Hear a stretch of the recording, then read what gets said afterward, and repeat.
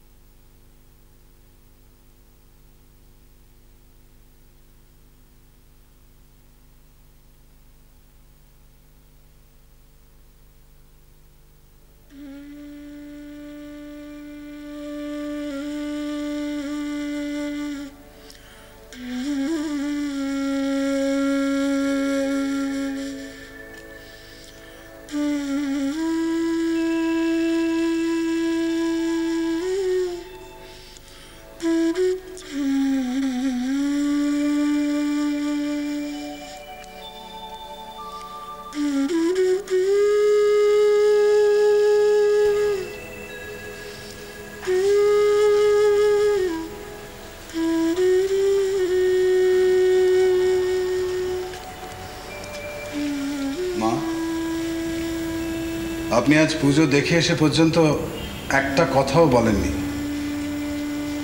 কি বলবো মধুর, পুজো হলো কই যে পুজোর কথা বলবো?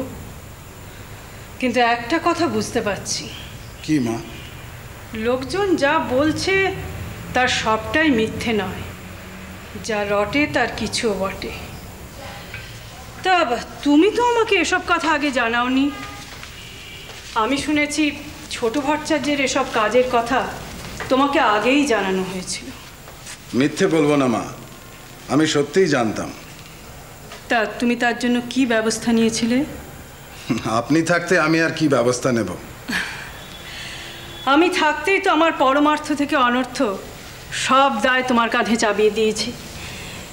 এই মন্দির থেকে জমিদারি সব।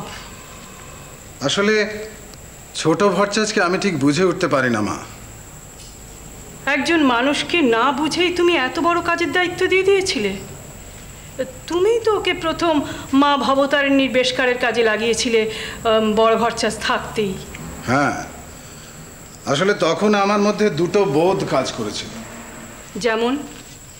যেমন প্রথমত, ওর ওই দেবপ্রতিম চেহারা, জগন্মাতাকে সাজাবার কাজে ওর অত নিষ্ঠা, বৈধি ভক্তির বাইরে এসে ঈশ্বরকে দেবতা জ্ঞান, আত্মীয় জ্ঞান, নিজে শিবমূর্তি তৈরি করে তার বিচিত্র পূজা পদ্ধতি আমাকে ভীষণ আকর্ষণ করেছিল। দ্বিতীয়ত ছোট ভাইটি স্থিতির জন্যে বড় ভাই অর্থাৎ শ্রী রামকুমার চট্টোপাধ্যায়ের আকুলতা আমাকে প্ররোচিত করেছিল ওই মানুষটাকে আটকাবার জন্যে। কেন? আসলে আপনাকে কি বলবো মা, আমি ভেবেছিলাম কোনো কারণে বা বই করলে যদি ওই আপন ভোলা মানুষটি সেখান থেকে চলে যায় তাহলে বোধহয় বড় ভট্টাচার্যকে আমি আর আটকাতে পারবো না।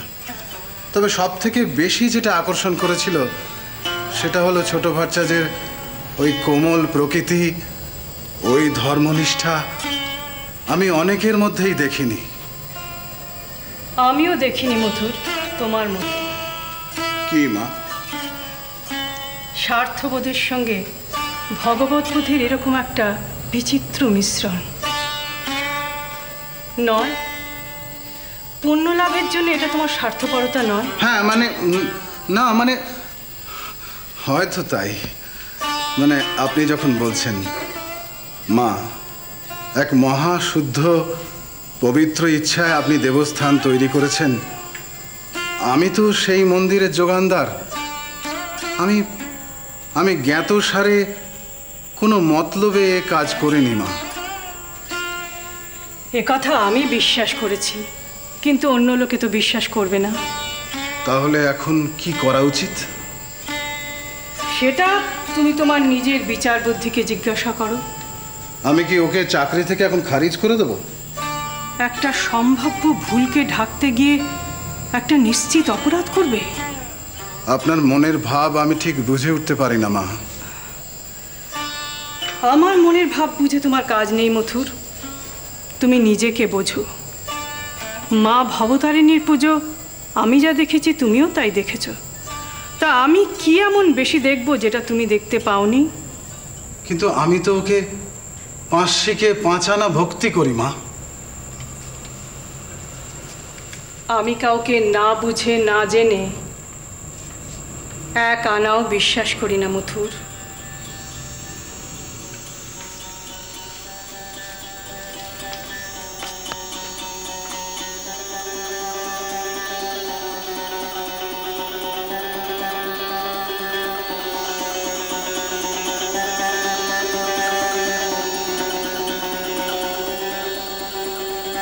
কি হয়েছে গো? মার সঙ্গে কিসের বাগবিতণ্ডা হচ্ছিল তোমার? সে তোমার মাকেই জিজ্ঞেস করো। উনি যে মাঝে মাঝে আমার কি পরীক্ষাই নেন।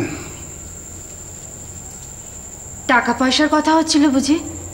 টাকা পয়সার কথা? হ্যাঁ হয়তো। তুমি বলছিলে কি 5 শিকে 5 আনা, মা বলল 1 আনা।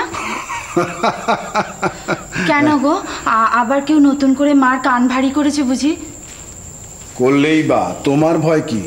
ভয় করব না, কি বলছো গো? দেখো, ঘর জামাই হওয়ার অনেক জ্বালা, তাই তোমাকে বলেছি না চলো আমরা নিজেদের মতো থাকি গে। কোথায় যাব? কেন, গঙ্গার পাড়ে। গঙ্গার পাড়ে? কি বলছো তুমি? গঙ্গার পাড়ে গিয়ে কোথায় থাকবো? সেখানে থাকবে জায়গাই বা কোথায় আমাদের? হ্যাঁ গো, তুমি কি কোনো কুঠি বাড়ি টাড়ি কিনেছো নাকি? কুঠি বাড়ি কিনতে যাব কোন দুঃখে? দক্ষিণেশ্বরে অত বড় ঠাঁই থাকতে। চল দক্ষিণেশ্বরে গিয়ে বাবার চরণে আশ্রয় নি। কি হয়েছে বলো তো তোমার আজ? নেশা টেশা কিছু করেছো নাকি? দক্ষিণেশ্বর আবার বাবার ঠাঁই কোথায়? সেখানে তো মায়ের মন্দির আছে গো, আছে। দক্ষিণেশ্বরে বাবাও আছে। তোমাকে আমি পঞ্চবটির জঙ্গলে যেতে দেব না। যেতে দিবি না কেন? আমার চোখের সামনে তুমি এমন করে শরীরপাত করবে, সেটা আমি হতে দেব না। আমার যেন কেমন সব গোলে হরিবোল লাগছে। কেমন জানিস তো, ওই তরোয়াল দিয়ে দাড়ি চাঁচার মতো। ছোট মামাকে দেখেছো তোমরা? এই তো এক্ষুনি আমাদের সামনে দিয়ে গেল। তোমরা আমাকে একটা ব্যাপারে সহযোগিতা করতে পারবে কি? কাল মামা যদি কিছু জিজ্ঞাসা করে তোমরা রাটি কাটবে না। মামা যেন কোনো মতেই কিছু জানতে না পারে। মামা যদি ধ্যান করতে বসে না, ওই যে আমলকি গাছটা দেখছো, ওর নিচেই বসবে। মামা আজই আমাকে বলেছে মামাকে ভয় দেখাবো। কিন্তু কিভাবে? ঢিল ছুড়বো, খুব রকম হবে। এই হলো গিয়ে ব্রহ্মদত্তের নামে, এই হলো গিয়ে মমদাভূতের নামে। শ্রীরাম